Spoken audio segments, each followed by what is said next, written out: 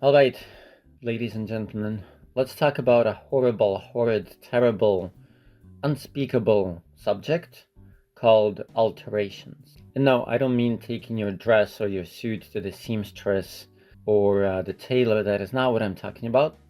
I'm talking about the malady that plagues all of translation and sometimes all of life.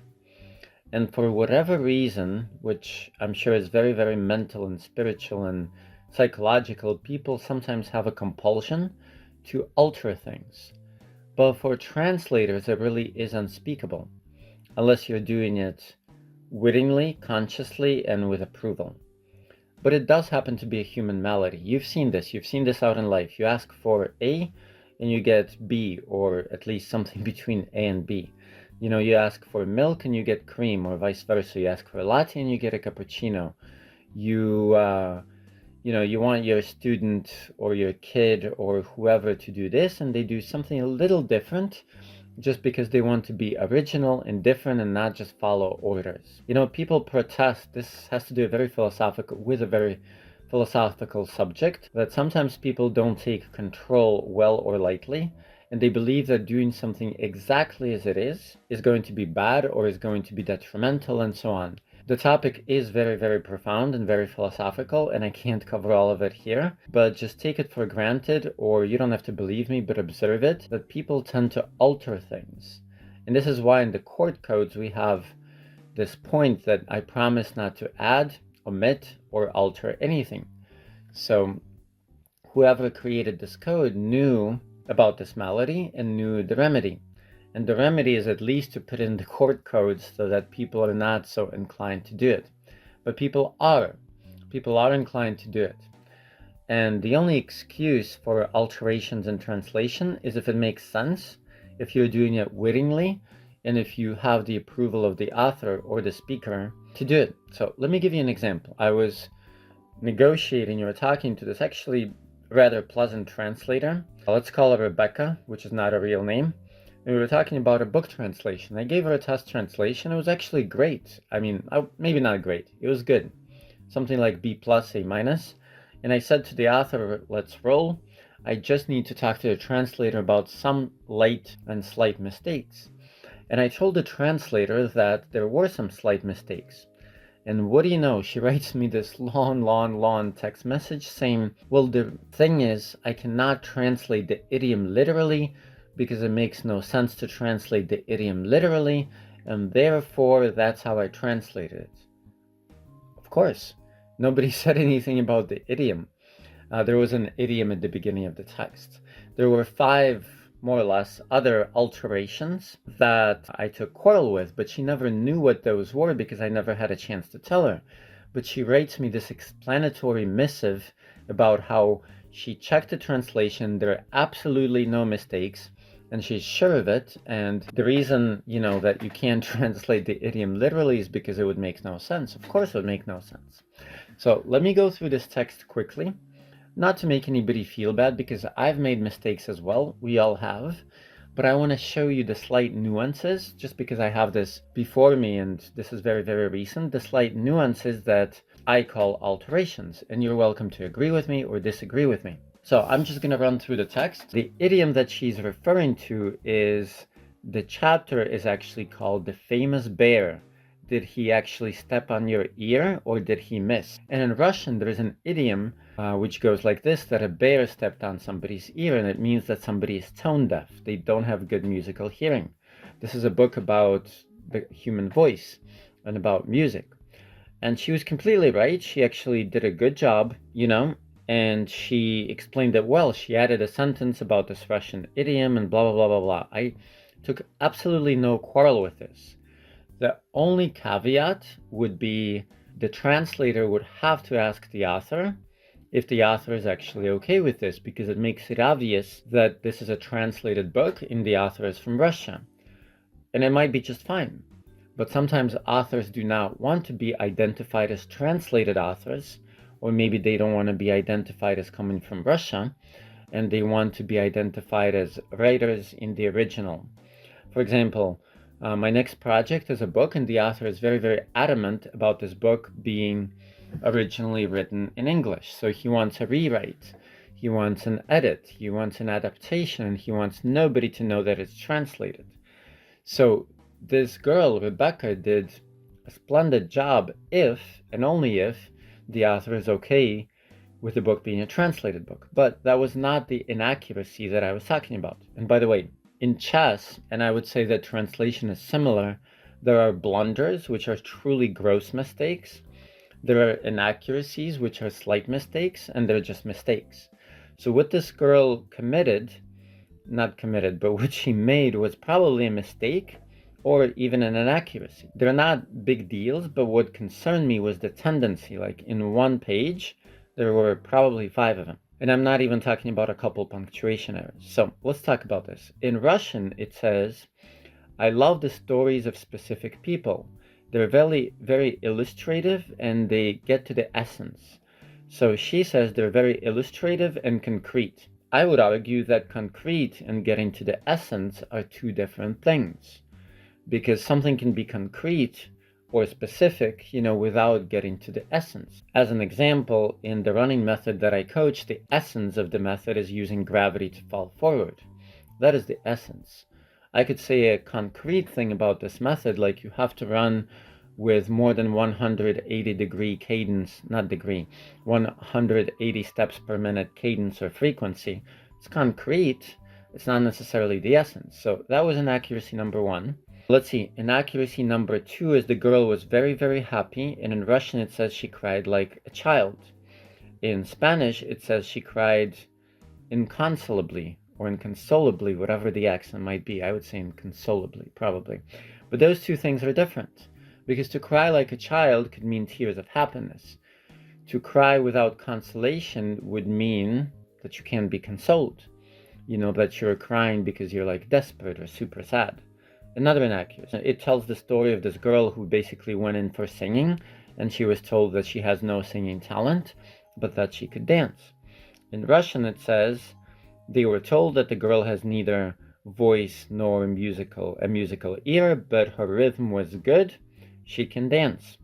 In Spanish it says, her rhythm is adequate, she can learn to dance. I see no reason to change good to adequate, because adequate is less than good. And I see no reason to change dance to learn to dance. I'm sure the translator will argue with me, or maybe she won't, because the only way she's going to get the job is if she doesn't. It's okay to argue, and even with me, it doesn't matter. I'm fine with being wrong. What I'm not fine with is not admitting to actual mistakes. That's actually my principle, and I should probably record a different video about it, is that if your mistake is fancied and imagined, yes, by all means, defend it with your life if it's not a mistake. But if it is an actual mistake, just correct it, move on, and voila. That's my principle. All right, let's move on. Next one is, in Russian, it says, in practice it has been shown. In Spanish, it only says, in practice. But I think it has been shown is important because it demonstrates that maybe there were many tests, much proof, and so on. Next one, as any Spanish speaker knows, the Spanish polite form is in 3rd person, usted. But sometimes it is obvious that you're talking about the polite you, and sometimes it is not obvious because you could be talking about 3rd person. So in another paragraph, she left it without the pronoun, making it unclear if the author is directing the words to you, which she is, or about a 3rd person. So that's another mistake.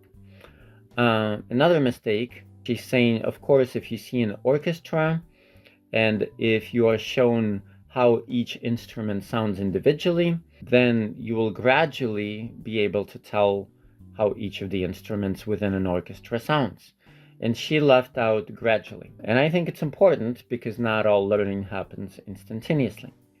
And last one is, in Russian it says, if we don't talk about these voice parameters, then people don't notice them for many years and lives.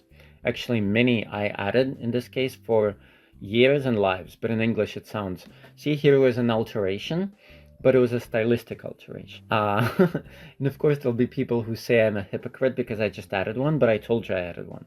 Anyway, in Russian it says, people don't notice them for years and lives. And in English, in Spanish, it says they never notice them.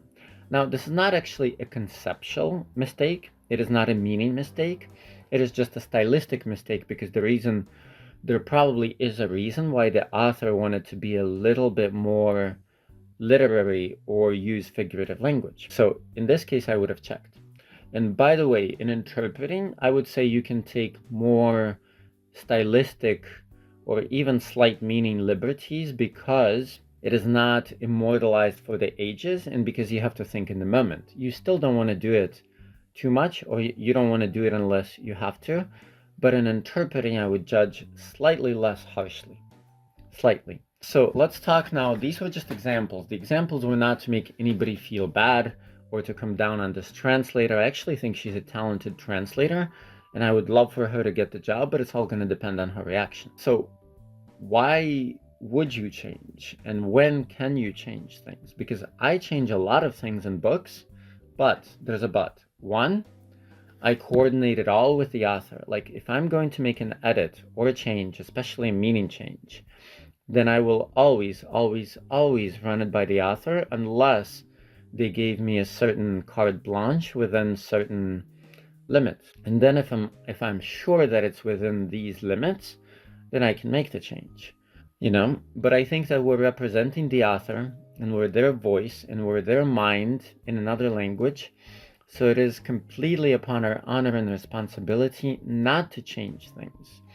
Especially because for this girl, this book is new. She does not know the author. She does not know what the author means or wants to say. She has, I'm sure, not read the whole book. So it is actually dangerous to change things. And it is, coming back to the introduction, it is a human malady, because changing things can result in rather bad things. If a painter says to their apprentice, I want celestial, or I want azure, they didn't say navy blue, and they probably didn't say it for a reason. Or within chemical formulas or medicinal formulas, details are very, very important, and details can make or break something, anything. I'm sure you can think of your own examples, but people, engineers, and people within NASA and other such organizations know this, so there's no reason why we translators should not heed the details.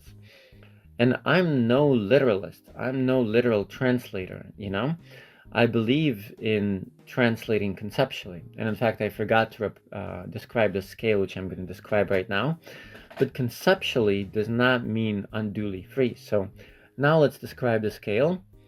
And maybe my colleague Rick will be so kind as to bring up the scale on the screen. But there's a good scale of translation. I don't remember it literally or exactly right now, but the scale starts with a literal translation and ends with one that is unduly free.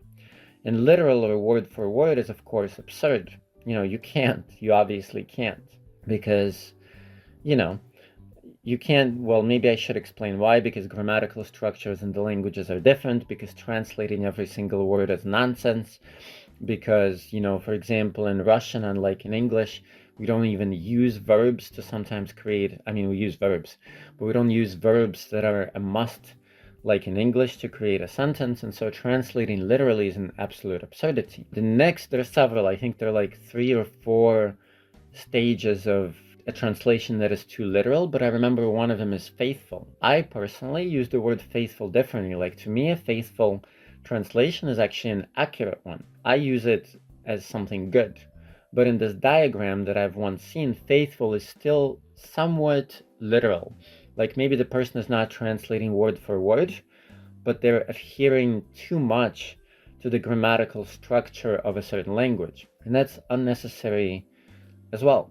It's just not necessary. Like the analogy I give, I don't even have a cup, but as if you have 2 different coffee cups and you want to pour the coffee from one cup to the other, what matters is the coffee, not the cup.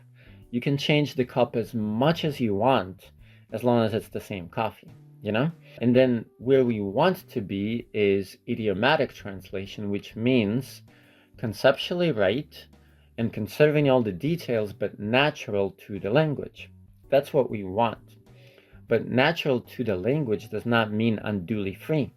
Unduly free means that you have added things, subtracted things, changed things unnecessarily. I hope this makes sense. So when is it okay to change things? Well, first of all, when it's obviously needed for adaptation, localization, a different example, and so on. I remember this example in the book when the author is talking about two very famous pop stars in Russia, and this would make no sense to the American audience, so I just recreated the example. That's okay, but I actually ran the example by the author. Idioms, of course, are okay to change, but then you're not really changing the concept. If for whatever reason a stylistic change is necessary, then you make the stylistic change, but it's always best, unless you know the author very, very well, to alert the author. Like, I would run by the author very slight changes, even if I add very, or somewhat, or quite. Sometimes it just sounds better in English.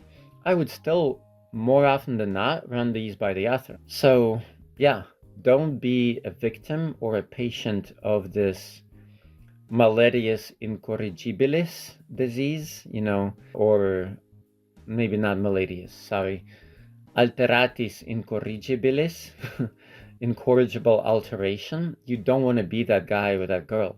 You want to be very free in your expression without changing the concepts or the details. And that is the skill and the art and the genius of a translator. How free can you be in your expression? How idiomatic can you make the translation without actually changing the meaning, without changing the concept or the intention or the tone? And that's a challenge I leave you with. All right. Hopefully this clip has been useful.